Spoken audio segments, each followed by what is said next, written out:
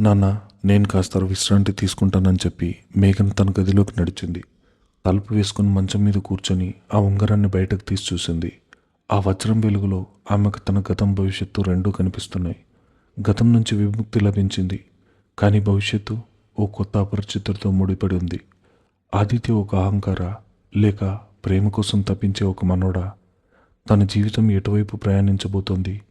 ఆ ఉంగరాన్ని తన వేలికి మళ్ళీ తొడుగుతూ రాబోయే 3 రోజుల సుడిగుండానికి తనను తాను సిద్ధం చేసుకుంది మేఘన. ఇంటి యుద్ధం గెలిచిన ఆత్మవిశ్వాసంతో ఇప్పుడు ఆదిత్య ప్రపంచంలో ఓ నిజమైన యోధురల్లా అడుగుపెట్టాలని ఆమె నిశ్చయించుకుంది. లోపల భయమున్న ఆమె కళ్ళల్లో ఇప్పుడు కొత్త ఆశ, కొత్త వెలుగు కనిపిస్తున్నాయి. తనను తాను రక్షించుకున్నట్టే ఆ తాతయ్య ప్రాణాలు కూడా రక్షించి తీరుతానని ఆమె మనసు గట్టిగా నిర్ణయించుకుంది. గదిలో వాతావరణం నిశ్శబ్దంగా ఉంది. బయట సాయంత్రపు చీకట్లు ముసురుకుంటున్నాయి. కానీ మేఘన మనసులో మాత్రం ఇన్నేళ్ల తర్వాత ఒక కొత్త వెలుగు ఉదయించినట్టు అనిపిస్తోంది. కిటికీలోంచి వస్తున్న చల్లటి గాలి ఆమె కుర్రలను సున్నితంగా తాకుతోంది. మంచం మీద కూర్చొని తన చేతుల్లోని ఆ ఖరీదైన డైమండ్ ఉంగరాన్ని చూస్తున్న ఆమె ఆలోచనలన్నీ కింద హాల్లో జరిగిన సంఘటన చుట్టే తిరుగుతున్నాయి. ఇన్నేళ్లుగా తన తండ్రి రమణ ఒక శిలలా మౌనమునిలా ఉండిపోయాడన్న కోపం ఆమెలో ఉండేది. కమల తనను మాటలతో, చేతులతో హింసిస్తున్నప్పుడు ఆయనెందుకు నోరు విప్పడు? తన సొంత కూతురు కన్నీళ్ళు ఆయనకు ఎందుకు కనిపించవు అని ఆమె ఎన్నో రాత్రులు దిండులో ముఖం పెట్టుకుని ఏడ్చింది. కానీ ఈరోజు ఆ ఫైల్ చూసిన తర్వాత ఆయన చూపించిన ఆవేశం, తన పక్షాన్ని నిలబడిన కమలను ఎదిరించిన తీరు ఆమెకు తన జీవితంలోని అతిపెద్ద బహుమతిలా అనిపించింది. ఒక కూతురికి తండ్రి అండగా నిలబడడం కంటే గొప్ప ధైర్యం ఈ ప్రపంచంలో మరొకటి ఉండదు. అదే సమయంలో గది తలుపులు మెల్లగా తట్టే శబ్దం వినిపించింది. మేఘన ఉలిక్కిపడి వేగంగా ఆ ఉంగరాన్ని తన హ్యాండ్ బ్యాగ్లో దాచేసి ఎవరో అని అడిగింది. నేనమ్మా, నాన్నను. బయట నుంచి రమణ గొంతు వినిపించింది. ఆ గొంతులో ఎప్పట్లా బెరుకులేదు. ఓ రకమైన అపరాధ భావం, ఎంతో వాత్సల్యం ధ్వనించాయి. రానన్న అంటూ మేఘన వెళ్ళి తలుపు తెరిచి రమణ లోపల అడుగుపెట్టాడు. అతని చేతిలో చిన్న ప్లేట్లో అన్నం, పప్పు, కూర ఉన్నాయి. తను ఉదయం నుంచి ఏమీ తినలేదని ఆయన గమనించాడు. ఆయన ముఖంలో ఇంకా కన్నీటి ఆనవాళ్లున్నాయి. వయసు తెచ్చిన ముడతలతో పాటు ఈరోజు జరిగిన సంఘటన తెచ్చిన అలసట ఆయన ముఖంలో స్పష్టంగా కనిపిస్తోంది. ప్లేట్ను పక్కన ఉన్న టేబుల్ మీద పెట్టి మంచమంచున కూర్చున్నాడు. ఆయన చేతులు ఇంకా వణుకుతూనే ఉన్నాయి. కూర్చోమా అని పక్కన చోటు చూపించాడు రమణ. మేఘన మెల్లగా వెళ్ళి ఆయన పక్కన కూర్చుంది. కొద్ది క్షణాలు ఇద్దరి మధ్య మౌనం రాజ్యమేలింది. ఆ మౌనం ఎన్నో మాటలు చెప్తోంది. రమణ్ నెమ్మదిగా తన 2 చేతులతో మేఘన చేతులు పట్టుకున్నాడు. ఆయన కళ్ళల్లోంచి కన్నీళ్లు జలజల రావడం మొదలయ్యాయి. నిన్ను ఇబ్బంది పెట్టినందుకు క్షమించు కారుణ్య. మేఘన. ఆయన గొంతు బొంగురుపోయింది. ఆ మాట వినగానే మేఘన గుండెల్లో ఏదో తెలియని అలజడి రేగింది. కారుణ్య ఆమె కన్ను తల్లి పేరు. మేఘన చిన్నప్పుడే చనిపోయి తన తల్లి పేరు తండ్రి నోటి నుంచి వినడం ఆమెకు చాలా కొత్తగా, ఎంతో ఉద్వేగభరితంగా అనిపించింది. ఆయన కళ్ళల్లో కారుణ్య రూపం, మేఘనతో ఆమె పోలిక ఆయనను ఎంతో వేధిస్తున్నాయో ఆ పిలుపులో అర్థమైంది. తన భార్యకి ఇచ్చిన మాట నిలబెట్టుకోలేకపోతున్నానన్న అపరాధ భావం ఆయన ప్రతి కన్నీటి బొట్టులో ప్రతిబింబిస్తోంది. నాన్న అంటూ మేఘన కన్నీళ్లు పెట్టుకుంది. అవునమ్మా, నేను కారుణ్యకు ద్రోహం చేశాను. ఆమె చనిపోయినప్పుడు నీ చేయి నా చేతిలో పెట్టి మన బిడ్డను కంటికి రెప్పలా చూసుకోండి అని అడిగింది. కానీ నేనేం చేశాను? నా స్వార్థం కోసం ఈ సంసారం గడవాలని కమలను చేసుకున్నాను. ఆవిడ నిన్ను సొంత కూతురులా చూసుకుంటుందని భ్రమపడ్డాను. నేను పనిలోకి వెళ్ళి రాత్రికి అలసిపోయి వచ్చేవాడిని. ఇంట్లో నీకు జరుగుతున్న అన్యాయాన్ని నేను చూడలేకపోయాను. చూసిన కమలతో గొడవ పడలేక నా నిస్సహాయతను మౌనంతో కప్పేసుకున్నాను. కానీ ఈరోజు ఆ కాగితాలు చూశాక నా కళ్ళు తెరుచుకున్నాయి. ఒక తండ్రిగా నేను ఎంత పెద్ద పాపినని నాకు తెలిసొచ్చింది. నన్ను క్షమించమ్మా. నీకు తండ్రిగా నేనేనాడు అండగా నిలబడలేదు అంటూ రమణ వెక్కి వెక్కి ఏడవడం మొదలుపెట్టాడు. మేఘన తన తండ్రిని గట్టిగా కౌగిలించుకుంది. ఇన్నేళ్లుగా ఆమె కోల్పోయిన తండ్రి ప్రేమ తిరిగి పొందిన భావన ఆమెను ఉక్కిరిబిక్కిరి చేసింది. ఆ కౌగిల్లో ఆమె గతం తాలూకు గాయాలన్నీ మానిపోతున్నట్టు అనిపించింది. లేదు నాన్న, నువ్వు ఏడవద్దు. ఇప్పుడు నువ్వు నా పక్షాన్ని నిలబడ్డావు కదా, నాకది చాలు. ఇంకేమీ వద్దు నాన్న అంటూ ఆమె తండ్రి కన్నీళ్లు తుడిచింది. నీకు మాటిస్తున్నానమ్మా, ఇకపై నిన్నెవరూ కన్నెత్తి కూడా చూడలేరు. నీ ఇష్టం వచ్చినట్టే నీ జీవితం ఉంటుంది. ఆ కమలని నీడ కూడా తాకలేదు. నేను అడ్డుగా నిలబడతాను అని రమణ ధైర్యంగా చెప్పాడు. అతను మేఘన్కు అన్నం తినిపించి ఆమెను ప్రశాంతంగా పడుకోమని చెప్పి బయటకు వెళ్ళాడు. తండ్రి వెళ్ళిన తర్వాత మేఘన మనసులో ఒక పక్క ఆనందమున్న మరోపక్క తీవ్రమైన అపరాధ భావం మొదలైంది. ఇన్నేళ్ల తర్వాత తండ్రి నమ్మకాన్ని ప్రేమను గెలుచుకుంది. ఆయన తన బిడ్డను ఇకపై ఏ కష్టం రాకూడదని ఆరాటపడుతున్నాడు. కానీ ఆయనకు తెలియని ఒక అతిపెద్ద రహస్యం తన గుండెల్లో దాగుంది. ఆదిత్య, ఆ తాతయ్య ప్రాణాలు, 3 రోజుల్లో జరగాల్సిన ఆ ఒప్పంద పెళ్ళి, ఇవన్నీ తన తండ్రికి తెలిస్తే ఏమవుతుంది? తన మీద ఆయన పెట్టుకున్న నమ్మకం, తన భవిష్యత్తు గురించి ఆయన కంటున్న కలలు అన్నీ ఒకే ఒక క్షణంలో ముక్కలైపోతాయని ఆమెకు తెలుసు. నేను నాన్నకు అబద్ధం చెప్తున్నానా? ఆయన ప్రేమను తిరిగి పొందిన వెంటనే ఆయనకింత పెద్ద ద్రోహం చేయబోతున్నానా అని ఆమె మనసు తీవ్రంగా మదనపడుతుంది. కానీ మరోవైపు ఆదిత్య నిస్సహాయమైన ముఖం, ఆ తాతయ్య ప్రాణాలు ఆమె కళ్ళ ముందు మెదిలాయి. ఒక ప్రాణాన్ని కాపాడటానికి తను ఆడుతున్న ఈ నాటకం గురించి నాన్నకు ఎలా చెప్పాలి? ఆయన ఖచ్చితంగా ఈ పెళ్లికి ఒప్పుకోడు. కమల కుట్రను ఎదిరించిన ఆయన ఆదిత్య లాంటి కోటీశ్వరుని ఎదిరించలేడు.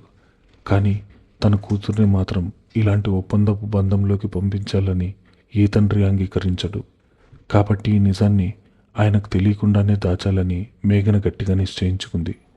మరోవైపు పక్కింటి గదిలో వాతావరణం ఓ అగ్నిగుండంలా ఉంది. కమల పడకరి గదిలో అటు ఇటు పచ్చర్లు చేస్తుంది. ఆ ముఖంలో ఓటమి తెచ్చిన అవమానం కన్నా ప్రతీకారం తీర్చుకోవాలన్న క్రోధం ఎక్కువగా కనిపిస్తుంది.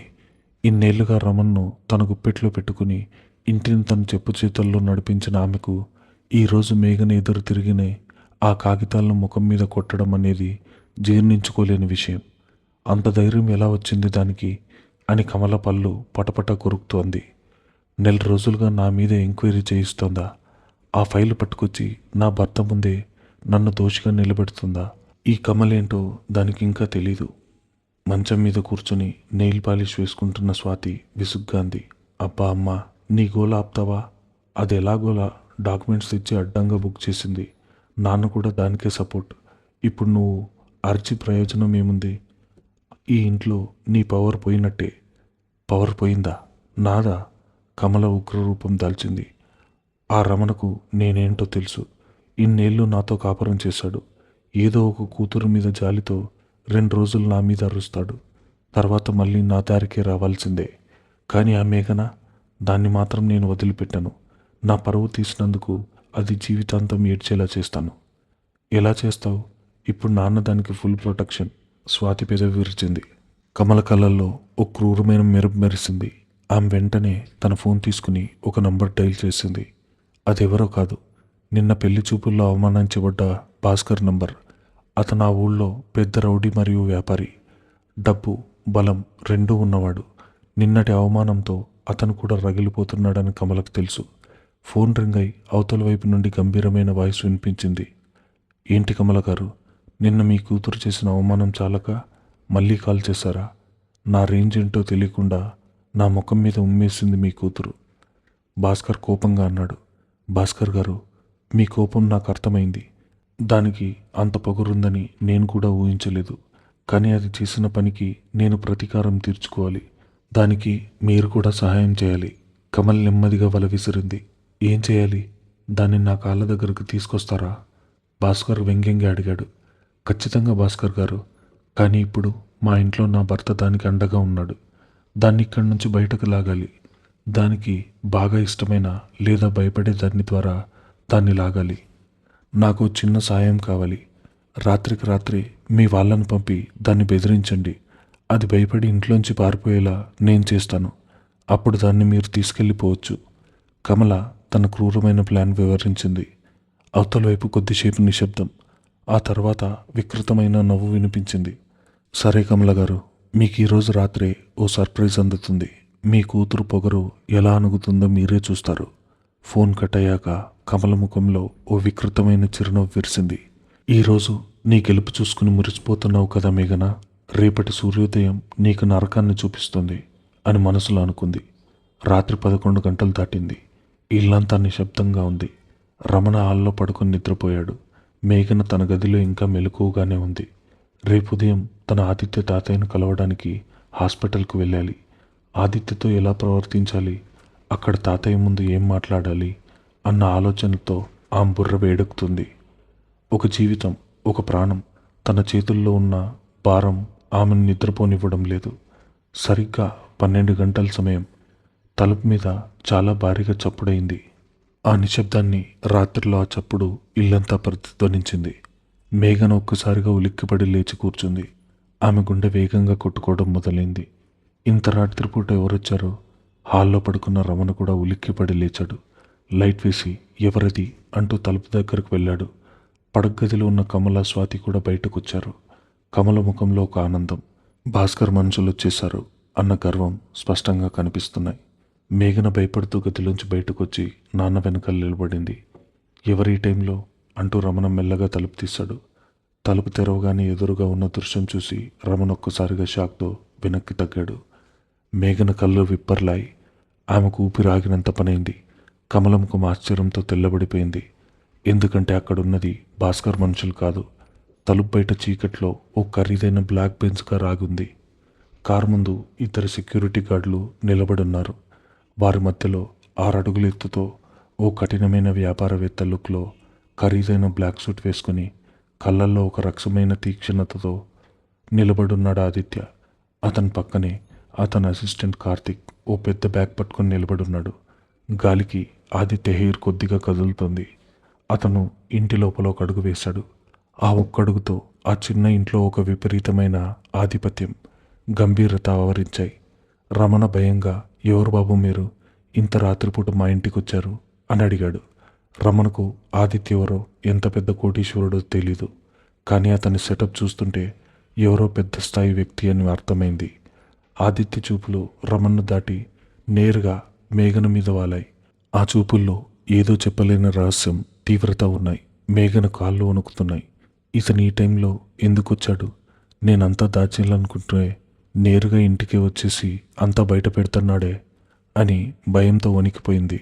ఆదిత్య నెమ్మదిగా, ఎంతో గంభీరమైన స్వరంతో, నమస్కారం రమణ గారు, నా పేరు Aditya, Aditya group of industries చైర్మన్ని. ఇంత రాత్రిపూట మీ ఇంటికి ఎందుకు వచ్చానని ఆశ్చర్యపోతున్నారా అన్నాడు. రమణ తల ఊపాడు. కమల వెనక నుంచి వణుకుతూ చూస్తుంది. భాస్కర్ మనుషుల కోసం ఎదురు చూసిన ఆమెకు ఈ కోటీశ్వరుడెవరు, మేఘనకి ఇతనికి సంబంధం ఏంటి అని బుర్ర పని చేయడం లేదు. ఆదిత్య మేఘన వైపు ఓ అడుగు ముందుకేశాడు. అందరూ చూస్తుండగానే అతను తన జేబులోంచి ఓ చిన్న ఎర్రటి వెల్వెట్ బాక్స్ బయటకు తీశాడు. దాన్ని ఓపెన్ చేయగానే అందులో అద్భుతమైన వజ్రాల నెక్లెస్ మెరిసిపోతూ కనిపించింది.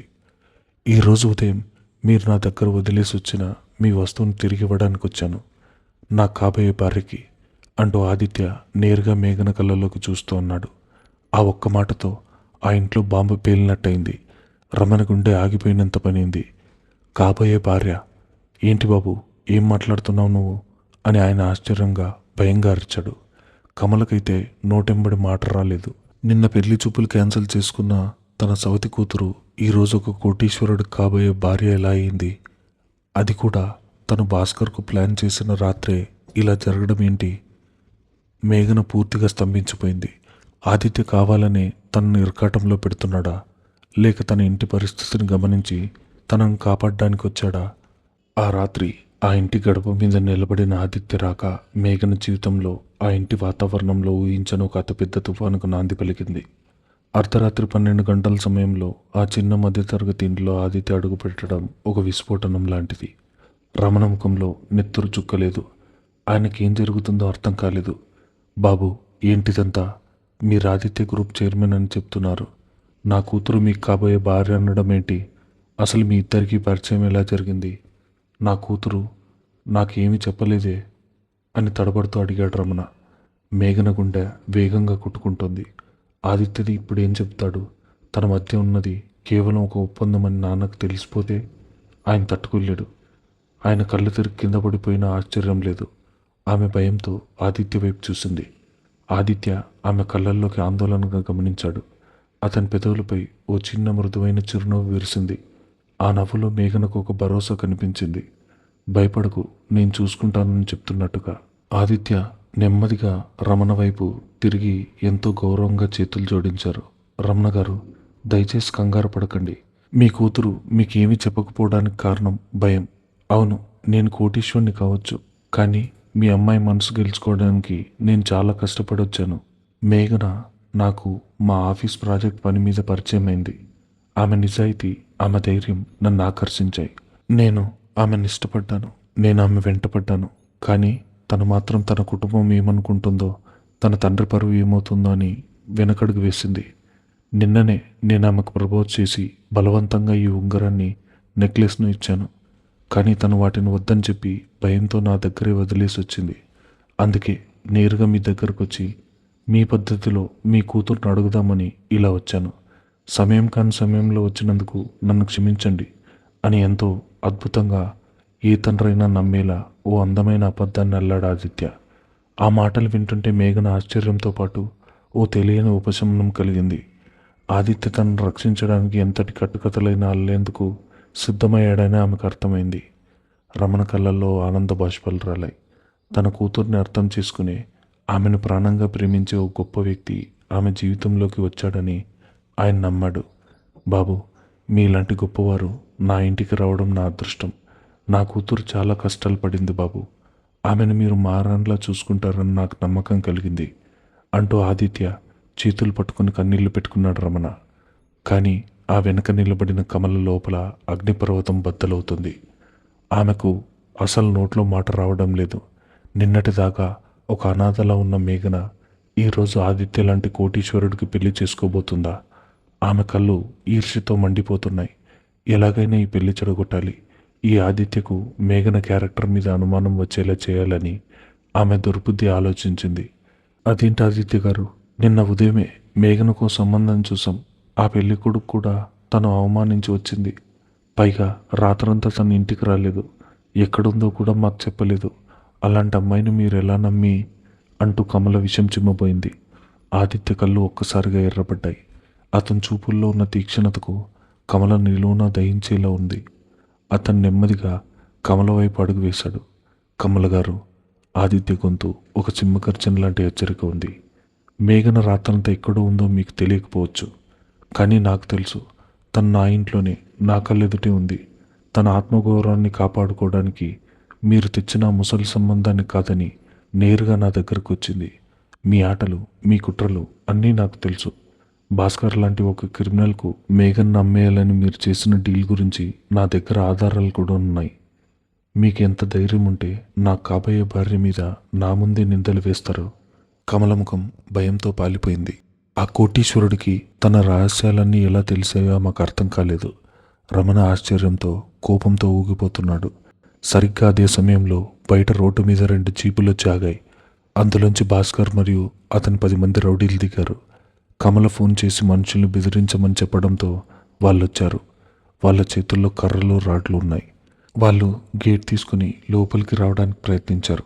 కానీ వాళ్ళకి తెలియని విషయం ఏంటంటే అక్కడున్నది కేవలం 2 బాడీగార్డులు కాదు. ఆదిత్య కారు వెనుక ఉన్న చీకట్లో మరో 2 ఫార్చునర్ కార్లు ఉన్న ఆదిత్య పర్సనల్ సెక్యూరిటీ టీం అప్పటికే అక్కడ మోహరించింది. భాస్కర్ లోపలికి రాబోతున్నాడనే ఆదిత్య అసిస్టెంట్ కార్తిక్ ఒక సైగ చేశాడు. క్షణాల్లో 10 మంది 6 అడుగుల కమాండోస్ భాస్కర్ మనుషులు చుట్టుముట్టారు. ఏ ఒక్క మాట లేకుండా కేవలం 10 సెకండ్లో ఆ రౌడీలందరినీ నేలకేసి కొట్టి చేతులు విరిచి కట్టేశారు. భాస్కర్ కూడా ఓ కమాండో చేతిలో కాలర్ పట్టుబడి నేల మీద మోకాళ్ళపై కూలబడ్డాడు. బయట జరుగుతున్న ఆ నిశ్శబ్దపు యుద్ధం ఇంటి లోపలున్న వాళ్ళ కిటికీ అద్దాల గుండా స్పష్టంగా కనిపిస్తోంది. ఆదిత్య చాలా ప్రశాంతంగా తన జేబులోంచి ఫోన్ తీసి భాస్కర్ వైపు చూపించాడు. చూసారా కమల గారు, మీరు పంపిన మీ భాస్కర్ పరిస్థితి ఏంటో.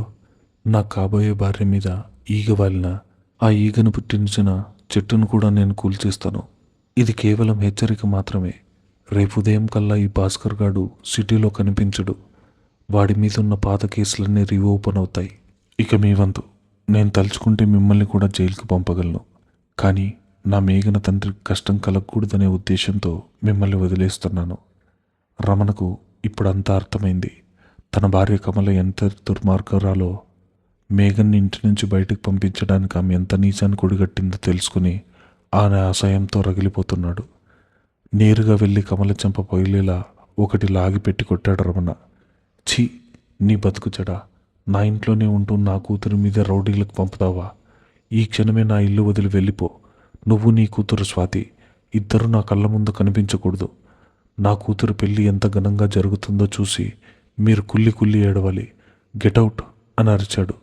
కమల ఏడుస్తూ స్వాతిని తీసుకుని లోపలికి పరిగెత్తింది. తన ఆట కట్టయిందని, ఇక తన పప్పులు ఉడకవని ఆమెకు అర్థమైపోయింది.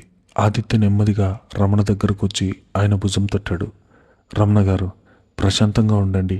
రేపు ఉదయమే నేను నా కుటుంబంతో వచ్చి శాస్త్రోక్తంగా మేఘన పెళ్లి చేసుకుంటాను. మా తాతయ్య గారికి ఆరోగ్యం బాగలేదు. ఆయన ఆశీర్వాదంతో రేపే ఈ పెళ్లి జరగాలి. మీ అంగీకారం నాకు కావాలి. రమణ రెండు చేతులు జోడించి ఆదిత్య చేతులు పట్టుకున్నాడు. నా అంగీకారం ఎప్పుడూ ఉంటుంది బాబు. నా కూతురు ప్రాణంగా చూసుకోండి, అంతే చాలు. కొద్దిసేపటి తర్వాత రమణ లోపలికి వెళ్ళాడు. హాల్లో ఇప్పుడు మేఘన ఆదిత్య మాత్రమే మిగిలారు. ఆదిత్య తన చేతిలోని ఎర్రటి వెల్వెట్ బాక్స్ మేఘన చేతిలో పెట్టాడు. మీరు ఇంత రాత్రికి ఎందుకు వచ్చారు? నా కోసం ఇంత రిస్క్ ఎందుకు తీసుకున్నారు? మేఘన గొంతు వణుకుతోంది. ఆమె కళ్ళల్లో ఆదిత్య పట్ల ఒక ఆరాధన భావం కదలాడుతోంది. ఆదిత్య ఆమె కళ్ళల్లోకి చూస్తూ, నేను నిన్ను ఈ నాటకంలోకి లాగాను మేఘన. నీకు రక్షణ కల్పించడానికి బాధ్యత నాది. ఆ కేఫ్లో నీ కోసం చూశాను. నీ సవత్తల్లి ఖచ్చితంగా ఏదో కుట్ర చేస్తుందని నా మనసు చెప్పింది. అందుకే నా మనుషుల్ని ఇంటి చుట్టూ కాపలా ఉంచాను. ఆ కమల ఫోన్ కాల్ గురించి తెలియగానే నేనే స్వయంగా బయలుదేరి వచ్చాను. ఒక ప్రాణాన్ని నిలపడానికి ముందుకొచ్చిన నీ ప్రాణాలకు, నీ పరువుకు ఏ నష్టం జరగకుండా చూసుకోవడం నా కనీస ధర్మం. మేఘన కళ్ళల్లో నీళ్లు సుడులు తిరిగాయి. కానీ మీరు మా నాన్నకు అబద్ధం చెప్పారు. మనం ప్రేమించుకుంటున్నామని ఆయన నమ్మారు. ఆ అబద్ధం రేపు నిజం కాదని తెలిస్తే ఆయన తట్టుకోలేరేమో. ఆదిత్య నిట్టూర్చాడు. కొన్ని అబద్ధాలు ప్రాణాలను నిలబెడతాయి మేఘన. మా తాతయ్య ప్రాణం, మీ నాన్నగారి నమ్మకం, ఆ రెండిటి కోసం మనం ఈ నాటకాన్ని రక్తి కట్టించక తప్పదు. రేపటి ఉదయం రెడీగా ఉండు. మనం తాతయ్యను కలవడానికి హాస్పిటల్కి వెళ్ళాలి. రేపు మన పెళ్ళి. ఆ మాట చెప్పి ఆదిత్య అక్కడి నుంచి వెళ్ళిపోయాడు. కానీ అతని ప్రతి మాట, అతని ప్రతి చూపు మేఘన హృదయంలో ఓ చెరగని ముద్ర వేశాయి. ఒక అపరిచితుడు తన కోసం ఇంతటి నిలకడగా, ఇంత బాధ్యతగా నిలబడ్డం ఆమె జీవితంలో ఇది తొలిసారి. ఆ రాత్రి మేఘన మనసులో ఆదిత్య అంటే కేవలం ఒక కోటీశ్వరుడు మాత్రమే కాదు, తన ప్రాణాలకు రక్షకుడు అన్న ఓ బలమైన భావన నాటుకుంది. మరుసటి రోజు ఉదయం సూర్యోదయం పచ్చని ఆకుల్ని తాకుతూ ఎంతో ప్రశాంతంగా ఉంది. కానీ మేఘన మనసులో మాత్రం ఒకటే ఆందోళన. ఈరోజు ఆమె ఆదిత్య తాతయ్య వెంకటరత్నం గారిని కలవబోతుంది. ఒక వృద్ధుడి ప్రాణాలు తన నటనపై ఆధారపడి ఉన్నాయి. తన గదిలో అద్దం ముందు నిలబడి మేఘన తనను తాను చూసుకుంటుంది. నాన్న రమణ ఎంతో ఆప్యాయంగా తెచ్చిన లేత గులాబీ రంగు పట్టుచీర కట్టుకుంది. కళ్ళ కాటుక, నుదుటిన చిన్న కుంకుమ బొట్టు, చేతులకు ఆదిత్య ఇచ్చిన డైమండ్ ఉంగరం. ఆమె అచ్చమైన తెలుగు ఇంటి కోడల్లా మెరిసిపోతూ ఉంది. కమల స్వాతిలో ఇంట్లో ఏములో ఉన్నారో తెలియలేదు. కానీ వారి నీడ కూడా మేఘన మీద పడకుండా రమణ అడ్డుగోడలా నిలబడ్డాడు. సరిగ్గా 9 గంటలకు ఆదిత్య కార్ ఇంటి ముందుకు వచ్చింది. రమణ స్వయంగా వెళ్ళి మేఘన్నుకు ఆదిత్య చేతికి అప్పగించాడు. కారులో కూర్చున్న మేఘన చేతులు చల్లబడిపోయాయి. హాస్పిటల్కి వెళ్ళే దారిలో ఇద్దరి మధ్య చిన్నపాటి నిశ్శబ్దం. భయపడుతున్నావా? ఆదిత్య నెమ్మదిగా అడిగాడు, కార్ స్టీరింగ్ మీద చేతుల నుంచి. కొంచెం. ఒకవేళ తాతయ్య గారికి నా నటన మీద అనుమానం వస్తే, ఆయనకు నా కళ్ళల్లో అబద్ధం తెలిసిపోతే? మేఘన ఆందోళనగా అడిగింది. ఆదిత్య ఒక క్షణం ఆమె వైపు చూశాడు. నువ్వు అబద్ధం ఆడుతున్నావని నువ్వు అనుకుంటేనే ఆయనకు తెలుస్తుంది మేఘన. నువ్వు ఆయన్ను నీ సొంత తాతయ్యలా భావించు. నా మీద నీకున్న కోపాన్ని పక్కన పెట్టి నేను నీ కాబోయే భర్తనన్న విషయాన్ని ఒక 10 నిమిషాలు మనస్ఫూర్తిగా నమ్ము. అప్పుడు నీ కళ్ళల్లో అబద్ధం కనిపించదు. మేఘన్ తలూపింది. కానీ అది చెప్పినంత సులభం కాదని ఆమెకు తెలుసు. నగరంలోని అతిపెద్ద మల్టీ స్పెషాలిటీ హాస్పిటల్ 5వ అంతస్తు మొత్తం ఆదిత్య గ్రూప్ ఆధీనంలో ఉంది. చుట్టూ సెక్యూరిటీ గార్డులు, నర్సులు, డాక్టర్ల హడావిడి. విఐపి వార్డ్ ముందు ఆదిత్య కారు ఆగింది. లిఫ్ట్లో పైకి వెళ్తుండగా మేఘనకు హాస్పిటల్ స్మెల్, అక్కడ వినిపిస్తున్న మానిటర్ల బీప్ శబ్దాలు మరింత భయాన్ని కల్పించాయి. ఆ నర్స్ పరిగెత్తుకుంటూ వచ్చి ఆదిత్యను పలకరించింది. సార్, పెద్ద సార్కి రాత్రి నుంచి బీపీ ఫ్లక్చువేట్ అవుతోంది. ఆయన మీకోసం అడుగుతున్నారు. ఆదిత్య ముఖంలో ఆందోళన స్పష్టంగా కనిపించింది. అతను వేగంగా వార్డ్ వైపు అడుగులు వేశాడు. వెనకే మేఘన. వార్డ్ తలుపులు మెల్లగా తెరుచుకున్నాయి. ఆ గదిలో వాతావరణం ఎంతో బరువుగా ఉంది. గుండెకు సంబంధించిన యంత్రాలు, ఆక్సిజన్ మాస్కులు, సెలైన్ బాటిళ్ల మధ్య ఓ విశాలమైన పడకపైన ఓ వృద్ధుడు పడుకొనున్నాడు. ఆయనే వెంకటరత్నం. ముఖంపై ముడతలు, తెల్లటి జుట్టు ఉన్నప్పటికీ ఆయన కళ్ళల్లో ఒకప్పటి గాంభీర్యం ఇంకా చెక్కు చెదరలేదు. అయితే ఇప్పుడు ఆ కళ్ళు ఎంతో నీరసంగా ఒక ఆశ కోసం ఎదురు చూస్తున్నట్టుగా ఉన్నాయి. ఆదిత్య గదిలోకి వెళ్ళగానే ఆ వృద్ధుడి కళ్ళు ఓ చిన్న మెరుపు మెరిచింది. అది వచ్చావా నాన్న? ఆయన గొంతు వణుకుతుంది. ఎంతో బలహీనంగా ఉంది. వచ్చాను తాతయ్య అంటూ ఆదిత్య వెళ్ళి ఆయన పాదాలు పట్టుకున్నాడు. ఆదిత్య కళ్ళల్లో నీళ్లు తిరగడం మేఘన మొదటిసారి చూసింది. కోట్లకు పడిగెత్తిన ఆదిత్య ఈ ఒక్క ప్రాణం ముందు ఎంత అల్పుడో ఆమెకు అర్థమైంది. నా కోడలు, నా మనవరాలు రాలేదా? తాతయ్య నెమ్మదిగా పక్కకు చూస్తూ అడిగాడు. ఆదిత్య లేచి నిలబడి తలుపు దగ్గర సంకోచంగా నిలబడి ఉన్న మేఘన వైపు చూశాడు. రా మేఘన అని పిలిచాడు. ఆమె నెమ్మదిగా అడుగులు వేసుకుంటూ లోపలికొచ్చింది. ఆమెను చూడగానే వెంకటరత్నం గారి ముఖంలో ఓ అద్భుతమైన ప్రశాంతత, ఒక వర్ణించలేని ఆనందం వెల్లివిరిశాయి. ఆయన వణుకుతున్న తన చేతిని పైకి లేపాడు. మేఘన ఏమాత్రం ఆలోచించకుండా నేరుగా వెళ్ళి ఆయన మంచం పక్కన కూర్చుని ఆయన చేతిని తన చేతుల్లోకి పట్టుకుంది. ఆ స్పర్శ ఎంతో చల్లగా, ఎంతో మృదువుగా ఉంది. చిన్నప్పుడే తాతయ్యను కోల్పోయిన మేఘనకు ఆ స్పర్శలో తన సొంత తాతయ్య ప్రేమ దొరికినట్టు అనిపించింది. ఆమెకు తెలియకుండానే కళ్ళలోంచి నీళ్లు జలజల రాలాయి.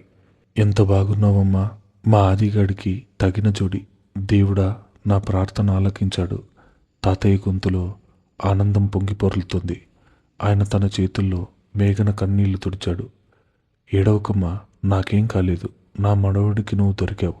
నా కుటుంబానికి ఓ మహాలక్ష్మి వచ్చింది. ఇక ఈ ముసలి ప్రాణం పోయినా నాకు ఎలాంటి బాధ లేదు. అలా అనకండి తాతయ్య. మేఘన గొంతు పూడుకుపోయింది. ఆమె లోపల నటన లేదు.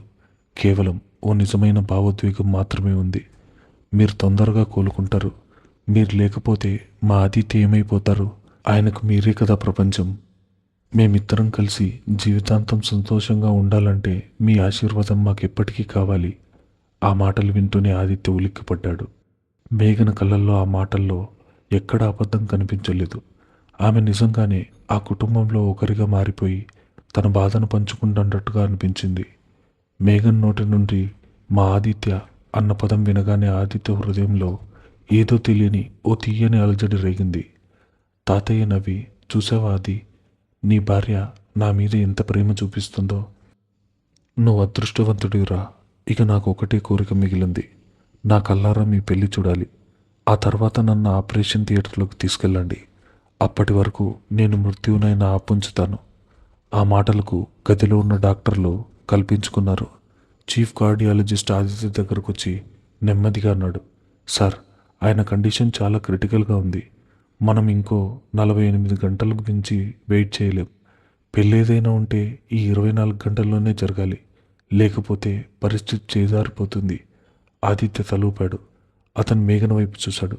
మేఘన కళ్ళల్లో కూడా అదే నిశ్చయం. ఒక ప్రాణాన్ని కాపాడడానికి సమయం ఆసన్నమైంది. తాతయ్య, మీరన్నట్టే రేపు ఉదయమే మా పెళ్లి జరుగుతుంది. మీరు మీ కళ్ళారా చూస్తారు. మీరు త్వరగా కోలుకోవాలి అని ఆదిత్య తాతయ్య నుదుటి మీద ముద్దు పెట్టుకున్నాడు. హాస్పిటల్ గది నుంచి బయటకు వచ్చిన తర్వాత ఇద్దరు కారిడార్లో నిలబడ్డారు. మేఘన ముఖంలో ఎంతో ప్రశాంతత ఉంది. థ్యాంక్స్ మేఘన, ఆదిత్య నెమ్మదిగా అన్నాడు. నీ మాటలు తాతయ్యకి ఎంతో ధైర్యాన్ని ఇచ్చాయి. నువ్వు చాలా అద్భుతంగా నటించావు. మేఘన అతని కళ్ళల్లోకి చూసి చిన్నగా నవ్వింది. నేను నటించలేదు ఆదిత్య గారు. ఆయన చేతులు పట్టుకున్నప్పుడు నాకు నా సొంత తాతయ్య గుర్తొచ్చాడు. ఆయన పడుతున్న బాధను చూసి నా కళ్ళల్లోంచి నిజమైన కన్నీళ్ళు వచ్చాయి. ఈ పెళ్ళి ఒక ఒప్పందం కావచ్చు, కానీ ఆయనకు నేను ఇచ్చే గౌరవం, ప్రేమ మాత్రం స్వచ్ఛమైనవి. ఆదిత్య ఆమెను అలా చూస్తూ ఉండిపోయాడు. ఆమె నిజాయితీ, ఆమె స్వచ్ఛత అతన్ని కట్టిపడేస్తున్నాయి. ఒక ముద్దు, ఒక ఒప్పందంతో మొదలైన ఈ ప్రయాణం ఇప్పుడు 2 హృదయాలను, 2 కుటుంబాలను ఎంత దగ్గర చేస్తుందో అతనికి అర్థమవుతుంది. రేపు జరగబోయే పెళ్ళి కేవలం ఒక కాగితం మీద సంతకం కాదు. అది వారిద్దరి జీవితంలో ఒక శాశ్వతమైన మార్పుకు నాంది అని అతనికి అనిపించింది. సమయం పరిగెడుతుంది. రేపు ఉదయం పెళ్లిపీటలెక్కాలి. తాతయ్య ప్రాణాలు దక్కించుకోవాలి. ఈ భావోద్వేగాల సుడిగుండాల్లో మేఘన మరియు ఆదిత్యల మనసులో ఒకరి పట్ల ఒకరికి తెలియకుండానే మొలకెత్తుతున్న ఆ ప్రేమ బీజం రేపటి పెళ్లి తర్వాత ఎలా వృక్షంలా మారుతుందో తర్వాత భాగంలో తెలుసుకుందాం. అంతవరకు ఈ ఛానల్ని సబ్స్క్రైబ్ చేసుకోండి.